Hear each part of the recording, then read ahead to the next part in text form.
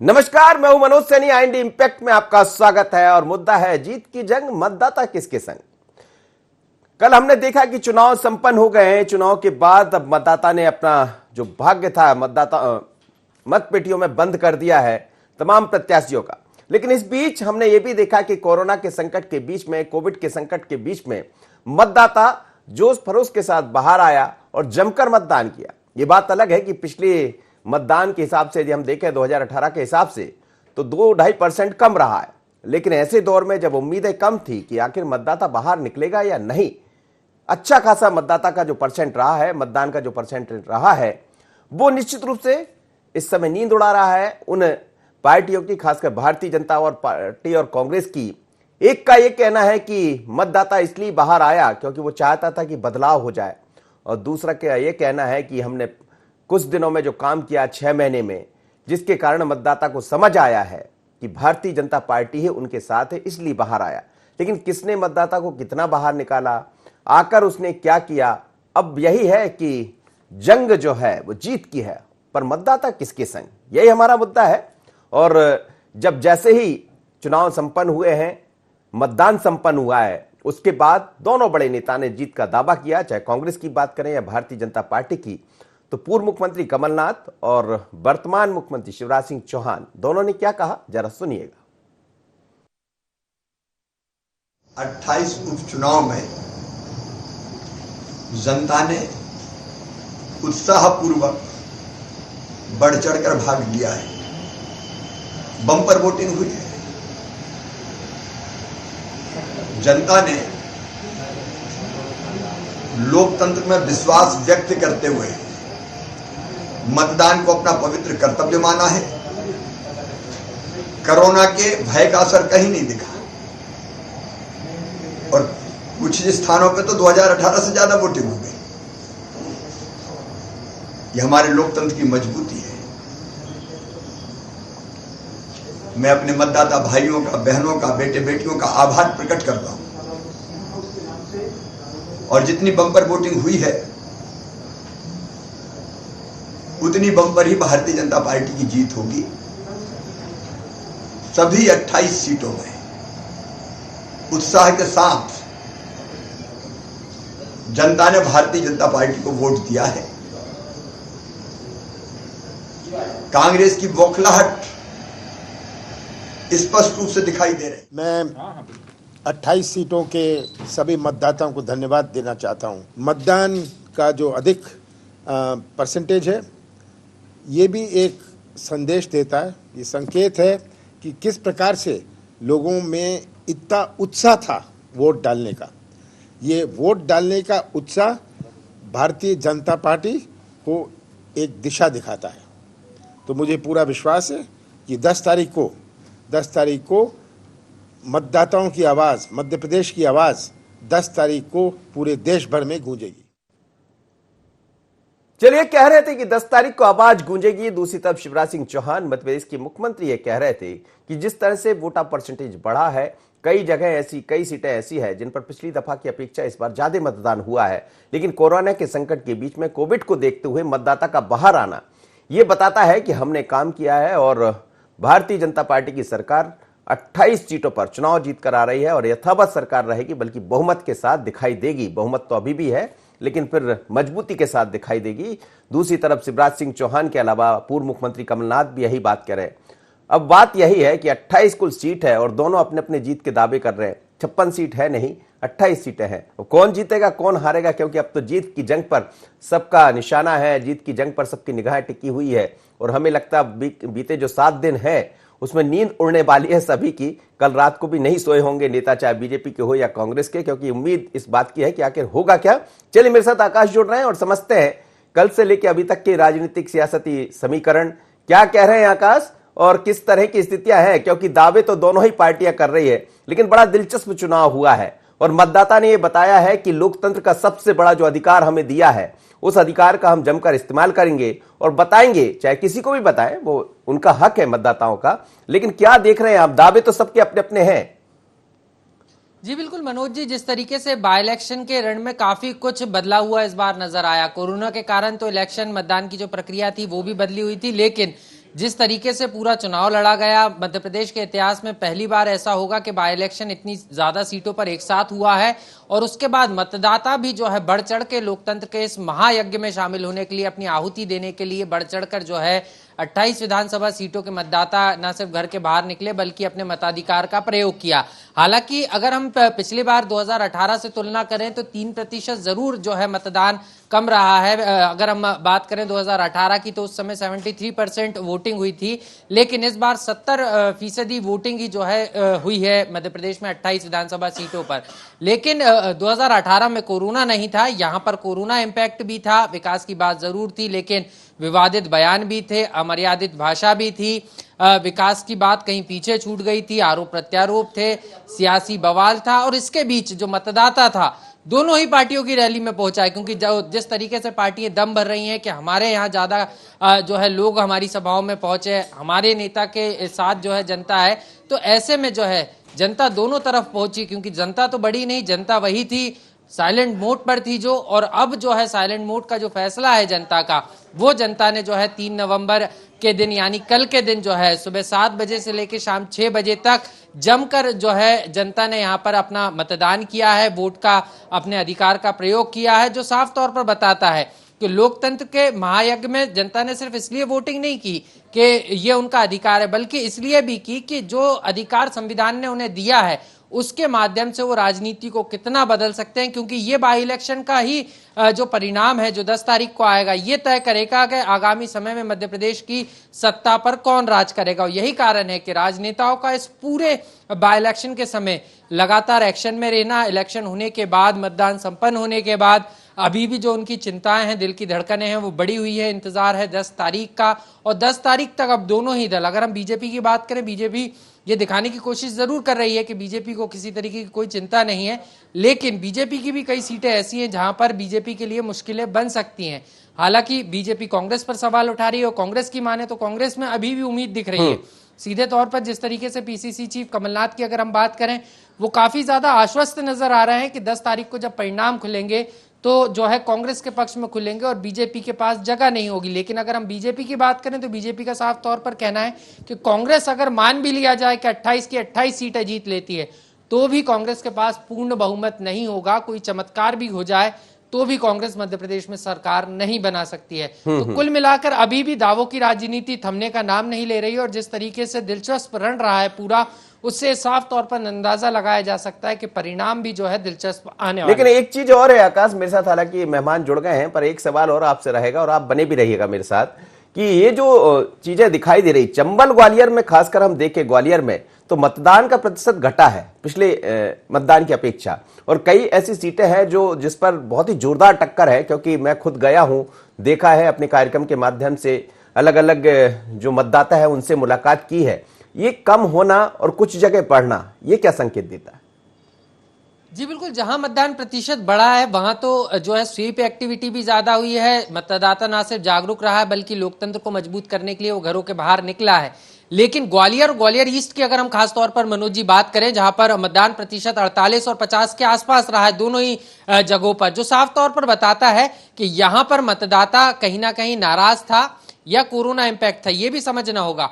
क्योंकि कई जगह ये देखने में आ रहा था कि कोरोना के कारण लोगों में भी, और खासतौर पर निर्वाचन आयोग के लिए बड़ी चुनौती थी कि कोरोना के बीच जब चुनाव होगा तो जनता घर के बाहर निकलेगी या नहीं निकलेगी, क्योंकि कोरोना का डर होगा, भय होगा। लेकिन कुछ ऐसा पूरा बाय इलेक्शन में देखने को नहीं मिला। जो जनता थी, मतदाता थे, वो मास्क का प्रयोग करते हुए अपने मतदान का, मताधिकार का प्रयोग करने के लिए पहुंचे। और ग्वालियर ईस्ट में जिस तरीके से मतदान प्रतिशत कम रहा है, वो साफ तौर पर बताता है कि कहीं ना कहीं मतदाताओं में इस बात की नाराजगी भी थी, और कई मतदाताओं को इस समझ में भी नहीं आ रहा था। क्योंकि जिस तरीके से मध्य प्रदेश में इस बार दल बदल की पॉलिटिक्स हुई है, जो बीजेपी में हुआ करते थे वो कांग्रेस का हिस्सा होगा, जो कांग्रेस में हुआ करते थे वो बीजेपी में चले गए, दल बदल हुआ, और वही प्रत्याशी है लेकिन इस बार बीजेपी के चुनाव चिन्ह पर है।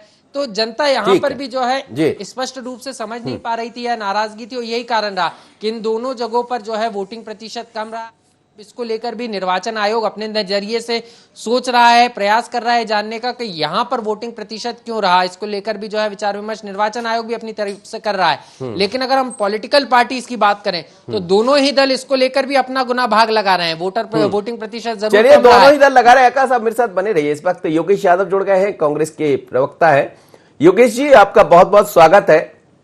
लेकिन क्या कहेंगे आप, जिस तरह से मतदान का प्रतिशत बढ़ा है, कुछ क्षेत्रों में कम भी हुआ है, जीत का आपका दावा भी है, जीत का बीजेपी का दावा भी है, होना भी चाहिए, लेकिन ये जीत की जो जंग है, अब मतदाता किसके संग है?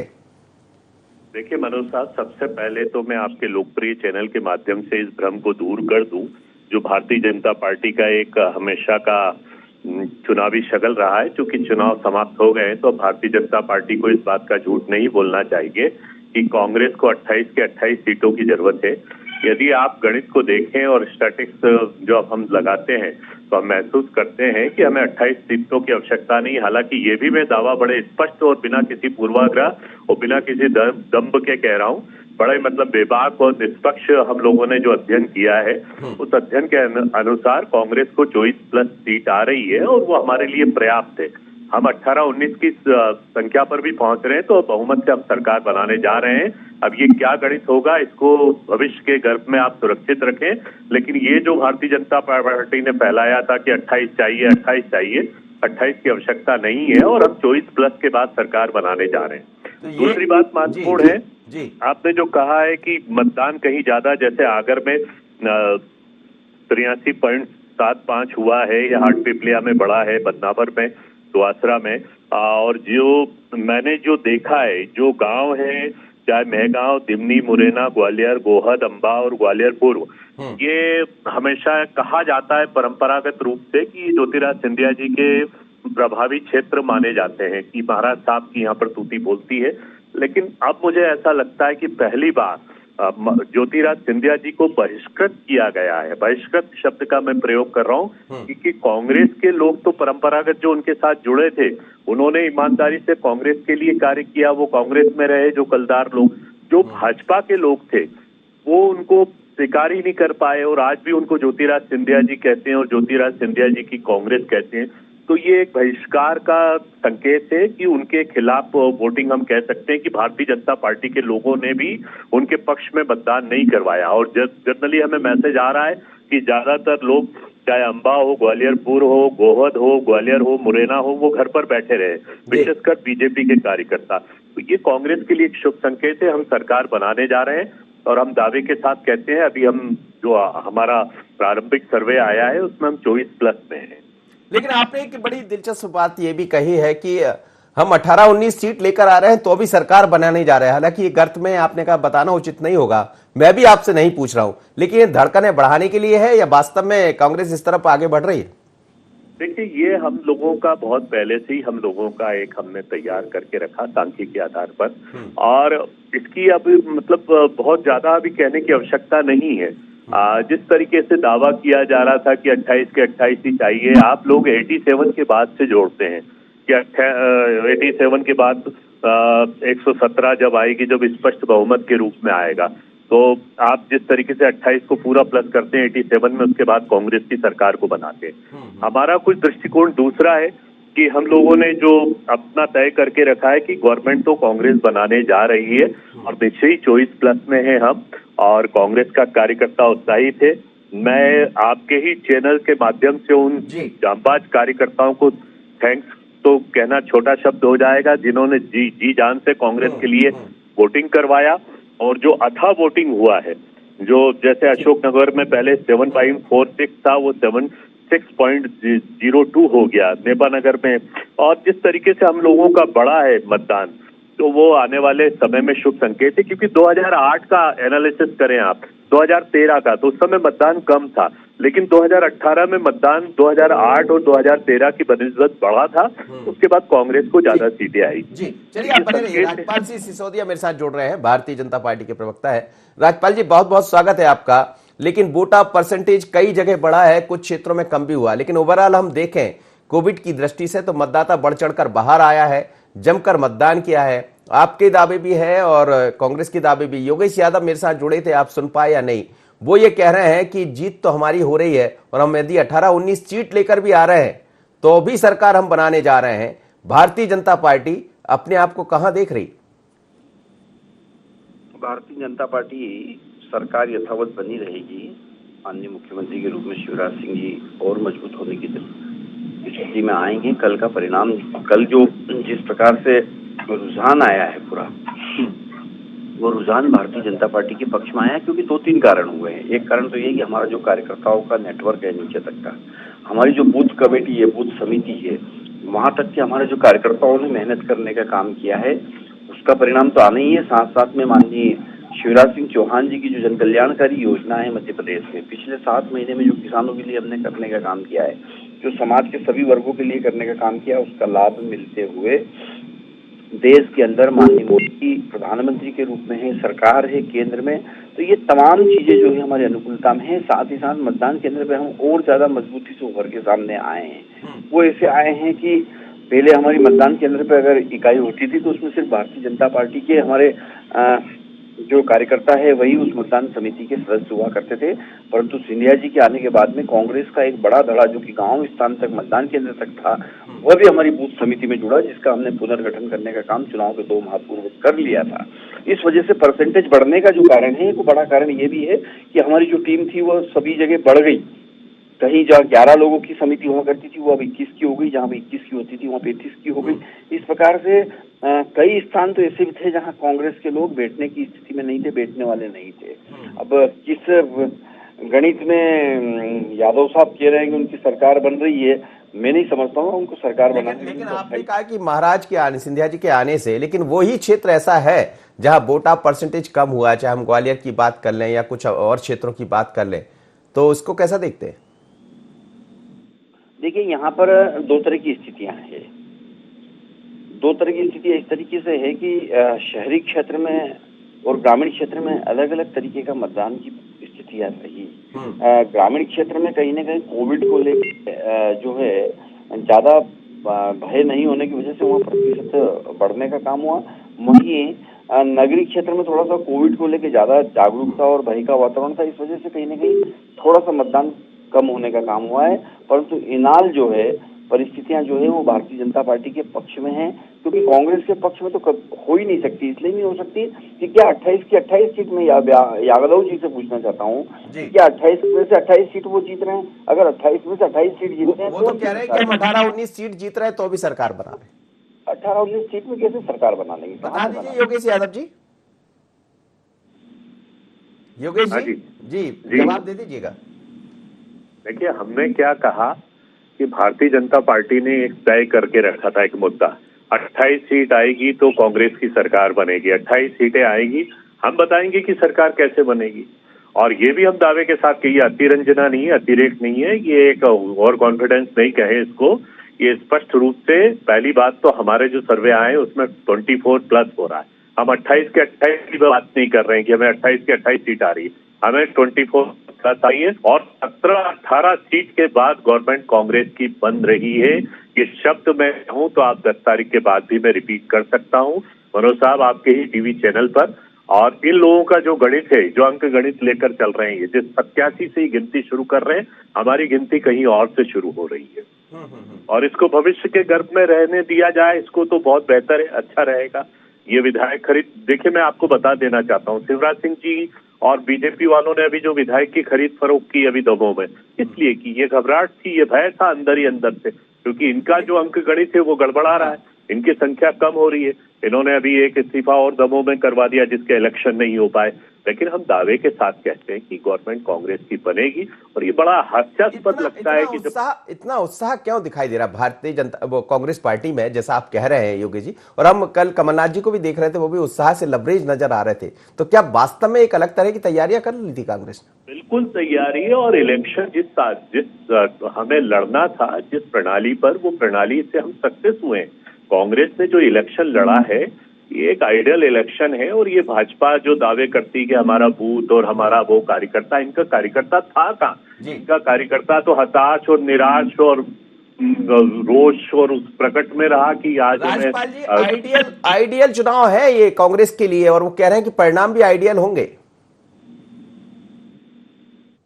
डिबेट तो कराएंगे जी। दिन भर डिबेट चलेगी अपने चैनल पे, तो 1 से 2 का समय यादव जी के साथ मेरा सेट कर दीजिए, उस दिन बात करेंगे कि क्या स्थिति होने वाली है। हाँ हाँ कर दीजिए आप, 1 से 2 का समय चाहिए, 1 बजे तक पूरी स्थिति क्लियर हो जाएगी। मैं समझता हूँ 1 से 2 साथ में बैठ जाते हैं, कर फिर दिया। बात करेंगे ना कर मुद्दों दिया। पे। एक्चुअली क्या है कि ये कांग्रेस जो है सिर्फ अपने कार्यकर्ताओं का मनोबल बढ़ाने के लिए इस प्रकार की बात कर रही थी। वास्तविक में कांग्रेस की सीट अगर 3 सीट भी आ जाए ना तो बहुत बड़ी बात मानूंगा मैं। 3 3 सीट भी अगर आ जाए तो बहुत बड़ी बात मानूंगा। अपन 1 से 2 में बैठ जाते हैं जी। 10 तारीख को। अच्छा, जो यादव साहब बैठेंगे, आप बैठेंगे, मैं बैठूंगा, तीनों बैठेंगे और सामने बात हो जाएगी। जो आप कहने में कुछ भी कहते कि 18 आ रही, 15 आ रही है, तो अभी अच्छा है 3 दिन बात करने के लिए। 4 दिन बाद परिणाम जब सामने आएगा, 5 दिन बाद 10 तारीख को, तो स्थिति सामने आ जाएगी। अच्छा, इसका आधार क्या दिखाई दे रहा है? जैसा आप कह रहे हैं कि 3 सीट भी आ जाए तो फिर मान जाऊंगा, 1 से 2 के बीच आपके साथ बैठूंगा। हम आपको बिठाने भी जा रहे हैं, मैं आपसे कह रहा हूं, योगेश जी भी रहेंगे, आप भी रहेंगे, लेकिन ये भी आप बता दीजिए कि इसका आधार क्या दिखाई दे रहा है? इसका आधार वचन भंग। गांव में चर्चा थी, हर मतदाता की जुबान पे शब्द था कि कमलनाथ जी ये झूठे वादे करके सरकार में आए। अगर 15 महीने सरकार चल रही है, 15 महीने में कुछ भी काम करके नहीं दिया। ये बहुत निराशा थी। कांग्रेस को लेकर निराशा का वातावरण था और भारतीय जनता पार्टी को लेकर उत्साह का वातावरण था। चलिए, बहुत बहुत धन्यवाद आप दोनों मेहमानों का मेरे साथ जुड़े हैं, योगेश जी और राजपाल जी। लेकिन एक छोटी प्रतिक्रिया आकाश से जरूर लेना चाहूंगा। आकाश, क्या कहेंगे? आप दोनों मेहमानों को भी सुन रहे थे, सबके अपने दावे, और ये ऐसा मौका है जब दावे किए जाएंगे 3 दिन तक। हम भी दावों पर चर्चा करते रहेंगे, पर सवाल यही है कि वोट का कई जगह परसेंटेज गिरना, कुछ जगह बढ़ना, आखिर संकेत क्या है? जी बिल्कुल मनोज जी, जिस तरीके से दोनों ही पार्टियां मतदान के बाद भी जो है अभी भी दावे कर रही हैं, जो साफ तौर पर बताता है कि दोनों ही पार्टियों के लिए बाय इलेक्शन कितना महत्वपूर्ण है और खास तौर पर इसके परिणाम कितने महत्वपूर्ण हो। यही कारण है कि जीत के जो दावे हैं वो दोनों ही पार्टियां करेंगी, लेकिन देखना है, दिलचस्प होगा कि जनता का जनादेश, भाग्य विधाता का जनादेश 10 नवंबर को क्या आता है, किसको सत्ता का सिंहासन मिलता है और किसको हार का सामना करना पड़ता है। बिल्कुल, बहुत बहुत धन्यवाद। और किसकी दीपावली मनेगी, नजर इस पर भी रहेगी, क्योंकि दीपावली के ठीक पहले परिणाम आएंगे और ये परिणाम ये बताएंगे कि आखिर इस चुनाव में होने जा रहा क्या है। क्योंकि अब मतदाताओं ने भाग्य बंद कर दिया है प्रत्याशियों का, और हर पार्टी का अपना दावा है कि कोविड के बीच में भी यदि मतदाता इस तरह निकल कर बाहर आया है तो निश्चित है उसमें 2 चीजें दिखाई देती है। क्योंकि ऐसा माना जाता है कि भारतीय जनता पार्टी मतदाताओं को बाहर निकालने में कम से कम एक बड़े रूप में काम करती है। क्या ये वो काम कर गया, या ये माना जाए कि मतदाता खुद बाहर निकल कर आया? क्योंकि कांग्रेस ने भी इस बार अलग तरह की तैयारियां की थी, और ऐसा भी कह रही है कांग्रेस तो कि 17-18 सीटें आती तो भी सरकार हम बना रहे हैं। अब गणित क्या है, किसका गणित बनेगा, किसका समीकरण बिगड़ेगा, ये देखना होगा। पर इतना जरूर है कि दीपावली किसकी मनेगी, इस पर जरूर नजर रहेगी। उपचुनाव का दंगल किसका होगा मंगल, क्योंकि फिर मंगलवार को फिर रिजल्ट आएंगे, मंगल को ही वोट डले हैं, तो बहुत सारी चीजें दिखाई देंगी। लेकिन जीत की जंग अब मतदाता किसके संग, ये दिखाई दे देगा 10 तारीख को। इतना ही, मुझे दीजिए इजाजत, बने रहिए इंडिया 24।